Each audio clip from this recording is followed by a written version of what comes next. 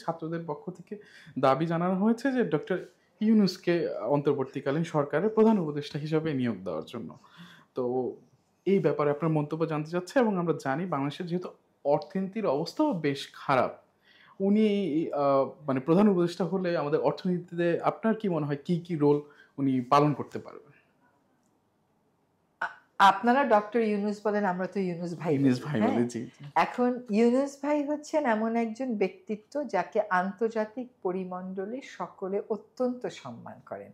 আমাদের সদ্য বিদায়ী প্রধানমন্ত্রী পশ্চিমা শক্তিগুলোর সাথে এক ধরনের মুখোমুখি লড়াইয়ে চলে গেছিলেন। এবং আন্তর্জাতিকভাবে আমার ধারণা হচ্ছে যে বাংলাদেশ বেশ কোণঠাসা হয়ে পড়ছিল।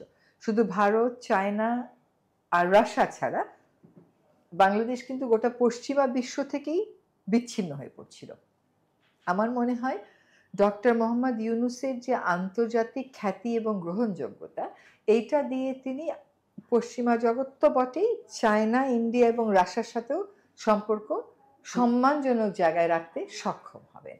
তিনি একজন অর্থনীতিবিদ জি। এবং তিনি নোবেল পেয়েছিলেনই দরিদ্র মানুষকে দারিদ্র্যের থেকে মুক্তি দিতে ক্ষুদ্র ঋণের প্রবর্তক মাইক্রো ক্রেডিট হিসাবে। হ্যাঁ? জি।